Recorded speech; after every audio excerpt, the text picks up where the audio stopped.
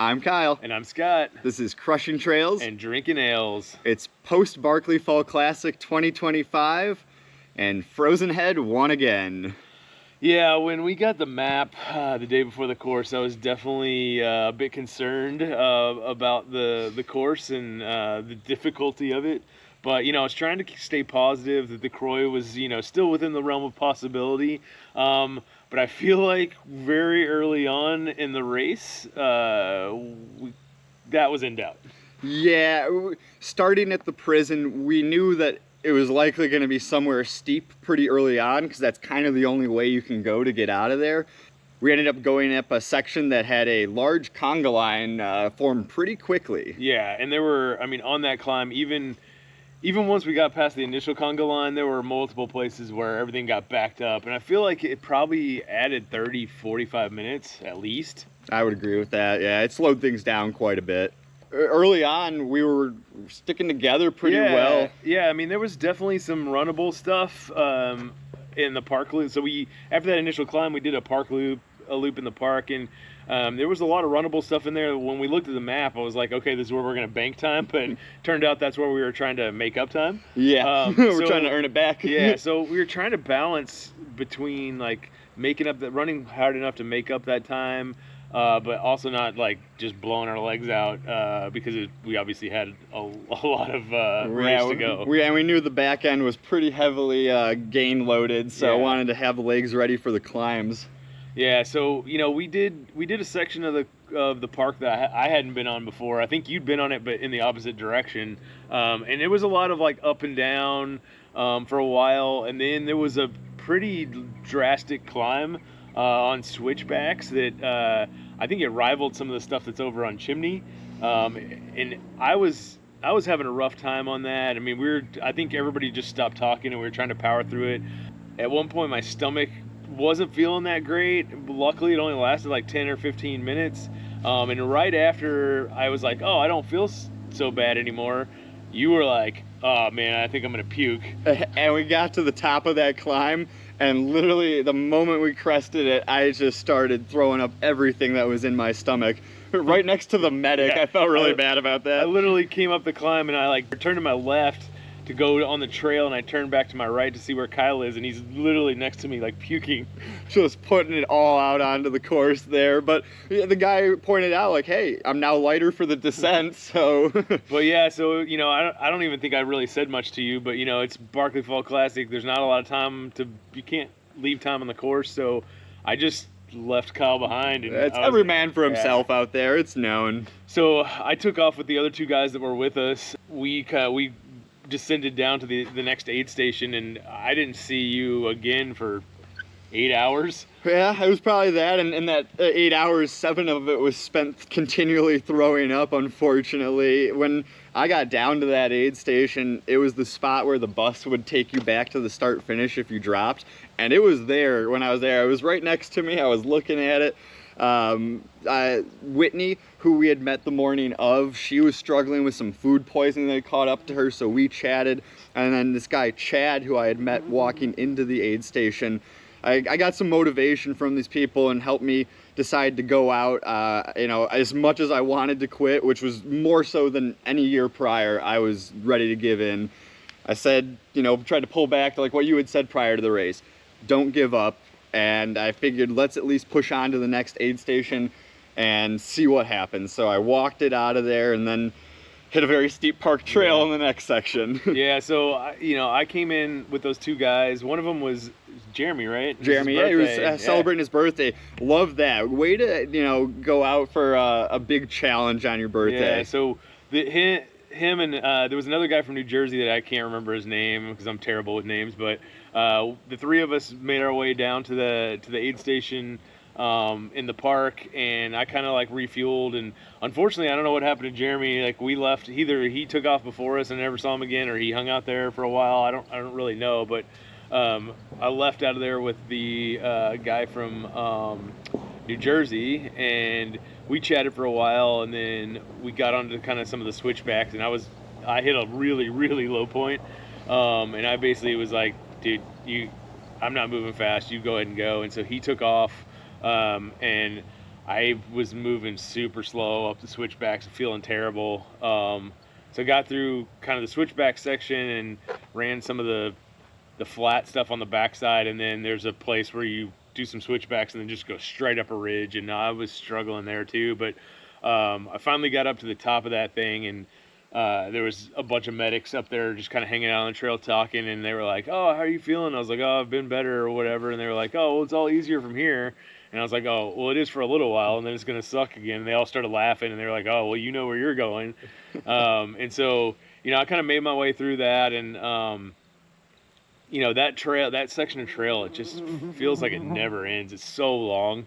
Most of the climbing was done at that point, but it just kept going and going and going. But then we finally made it to Tub Springs aid station there, which we hit multiple times during the day, and I was able to refuel. And we from there, you kind of know where you're at and where you're going to go back down. We had to go back down the prison. I mean, if anybody knows anything about the park, the way you're getting down the prison from there is rat job. But how'd that section go for you?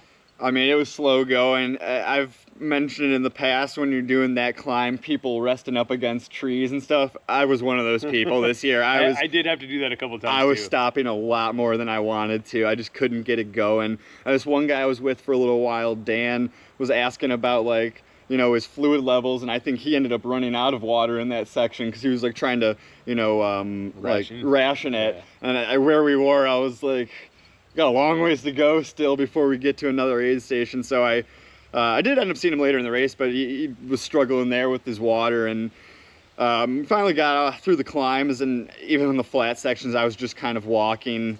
I was with some people here and there, like Chad, and we'd kind of do a little leapfrogging back and forth, a little shuffling to get going. But yeah, when I finally got to Tub Springs, I was still feeling quite rough, but ended up going up the tower there that you have to, and that is always a struggle after all the elevation gain on the legs. When I was coming down that thing, luckily the second time we went up there, it was less people, but I was coming down, those stairs are really steep, and I went to step down and my leg cramped up and I missed the step, and I literally slid down those steel steps and caught my arm on the railing, and there was a guy coming up that was like, ah! Don't take me out. Yeah, he thought it was going to take both of us out. We were going to tumble 40 feet to our death, but luckily I caught myself before I ran into him, but that was a little precarious moment. It's always adventurous out here. From there, we ended up taking it down Rat. How'd that go? Yeah, I got in a line with some guys, and we basically just kind of worked our way down. At that point, my knee was really bothering me. Last weekend, we took the kids to a water park, and I was going down a slide with my daughter, and it was one of those ones where you're on a mat, and when I kind of got to the bottom and had a lot of speed, the mat kind of went out from underneath me, and I smashed my knee on the slide, and it ripped all the skin off my knee, and it was pretty painful all week, but it was starting to subside. But obviously, all the climbing and descending in this race, it started hurting pretty bad going down Radjaw. But we went down that thing, and there was obviously some, not surprising with Laz, but there was some confusion on what exactly the marathon loop was versus the 50K loop, because the part of the map said one thing and part of the map said another thing. And so I knew if we had to do a certain climb again as part of the marathon finish, there was no way any of us were making a marathon finish. And so I'd kind of resigned myself to, basically I wanted to get down to the prison and see if I could ask around and get confirmation on what was correct. Because if we had to do that climb, I was just going to go ahead and bail because I knew what was coming after the prison, and I was like, I'm not going to go do that if I'm not going to get a marathon finish anyway. We had the exact same mindset after I was because there was a question about the map. So after I started my way down, I was like, just get to the prison, and if it's the one part you have to do, then just go do it. If not, call it there and end your day. I started craving a Sprite with ice really badly, and I figured they probably had it at the restaurant at the prison, so I was like, I could drop and I can go get my Sprite and just call it a day. But that wasn't the case. So when I got down to the bottom of Rat, I actually saw you heading into the aid station. I'm like, I'm really close. I'm going to catch up. Before I realized I had to go all the way out around over the prison and all that jazz. So you were still decently ahead of me, but I did have a visual of you for the first time since we had parted ways. And I didn't see you at all. I mean, I looked back up Rat and didn't see you at all. But, I got into the aid station. I got 2 different people to confirm that we didn't have to do that climb. And I was like, well, I've got over 4 hours, so I can literally walk the rest of this thing and get it done. And so, I headed out on the out and back section, knowing that my knee was wrecked. And I at that point had consigned to not run a single step for the rest of the race. Not that there's much that you can run. No. But yeah, I linked up with Tara, who's from Long Beach out by you. Yeah. We walked and did a little bit of jogging and started the climb together. And then I ended up kind of leaving her behind, and descended down and made it out to the aid station. She came in and we chatted and stuff, and I was, I got some Coke with ice and hung out there for a little bit sitting on the road.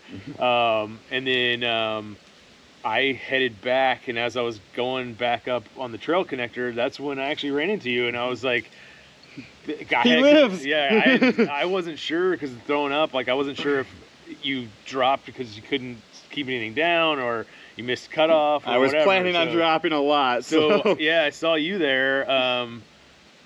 And then, and at that point, you were in a pretty bad headspace. You were saying that you were basically like, I don't think I can do this. And I'm like, you have so much time. It took like 2 hours and 10 minutes to go or something like that. And yeah, I mean, when I left the aid station to head out there, I saw Trent, and he was telling me, like, you have like about 4 hours to do this. And he gave me some good motivation, kind of sent me out on my way, which, helped me get going. But once I actually hit the climb and it was sunny. Speaking of Trent, a little bit of an aside here, but you need to talk about your issues of getting here in the first place. Yeah. And who Trent is. Yeah, so let's kind of take that back to even before the race. So rapid recap of my journey. I left LAX. I was supposed to be flying into Miami. I had an hour and a half layover there, so I had a good buffer to get to the flight from Miami to Knoxville.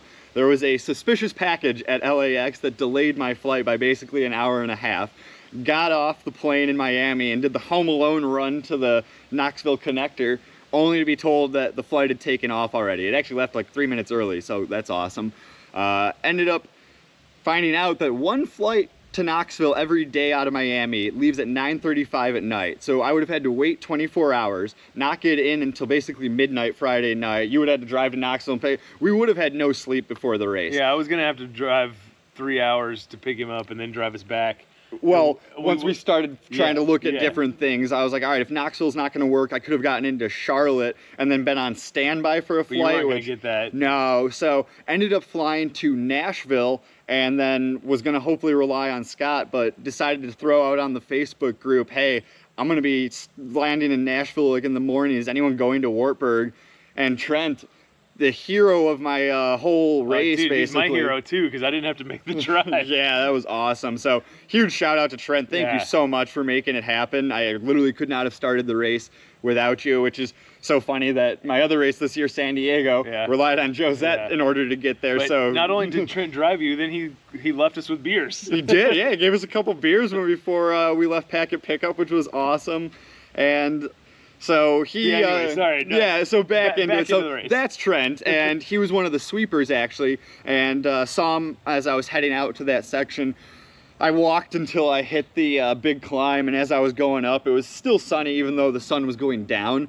I was just dripping sweat, felt absolutely terrible, and was like, that was when I was thinking I don't have it in me to get this done, but I wasn't going to turn around and head back. It didn't make sense. So I pressed on and then, bumped into you. And then when I was heading down into the aid station, I saw Tara coming out. And back at the aid station with the bus, she was coming through and was like, it's a long way from LA to get here to give up. So she gave me motivation to keep going. And when I saw her, she's like, man, that was a hell of a rally to continue on. So made it into the aid station. I got a cup of Coca-Cola, filled one of my flasks with Coca-Cola, grabbed 2 of the little oranges, the cuties that they had, ate them, and then took 3 to go. And then, so for the last hour or so of my race, I actually felt pretty good finally.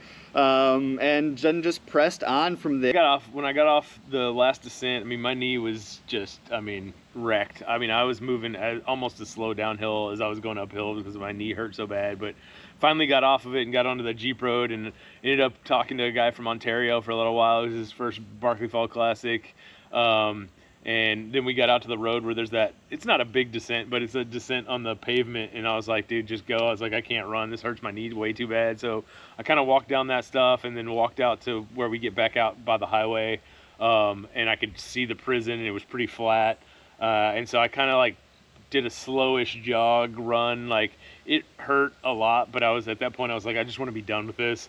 So, I mean, I jogged in and went over and had Laz punch my bib and turned and ran in and got my marathon finish. And then, you know, I was going to go drop my stuff off at the car and put a dry shirt on. And I started to walk over and I look up and I see you coming in the road. And I was like, well, I don't have time for that. So I went back over and watched you come in. Yeah, when I got down off the ascent, a little bit ahead of me, I saw Chad. So I got a shuffle going, went up to him and let him know, like, he helped me get through the race for sure. And we ended up taking it in together, which was awesome, getting to finish with someone who had motivated me to get across that finish line. So I think he said it was his 5th marathon finish, and, you know, proud of him for getting it done too. Yeah, but yeah, I mean, we, you know, post-race and during the race, and we ran into a lot of people that we, like, either met before the race or watches the videos and stuff, and, like, a lot of people were cheering us on and, you know, saying, hey, you guys are the Crushing Trails Drinking Ales guys, or like, hey, good job. I mean, people knew us by name. And I have to say that was a huge pick-me-up, like multiple times, especially a couple of times when I was in a pretty low spot. So huge thank you to everybody that said hi, that cheered us on. Can't tell you how much that helped. It's the coolest. It's so fun to get to know people out here, and people saying like, hey, the video really helped. And I'm like, well, glad it helped someone, because it clearly didn't help me. My own advice didn't work apparently, but there was times, especially near the end on the big climbs, where people were saying stuff to me, and I really appreciate it, even if it didn't look like it on my face, but it was awesome. So thank you guys so much, and feel like this race, I'm just getting a lot of friends out here, and I mean, obviously all across the country, because so many people come in from different places, but that's a big reason why I love coming out here every year. Yeah, and yeah. Again, thanks thank you for saying hi and cheering us on. It does mean a lot. Yeah, big shout out to everyone. And then after we finished and was crashed on the ground there, Tara came across and got to see her take it in. So it's just fun to get these people. We all motivate each other, and everyone's out there for the same thing, just to accomplish something that is literally on the borderline of not being able to be accomplished. Yeah, so Frozen Head wins again, but we got another marathon finish. 4 marathon finishes for me here, and still, unfortunately, I was the loser. And I was also the loser. Well, that's the way it happens. So until next time, Crush trails and drink ales.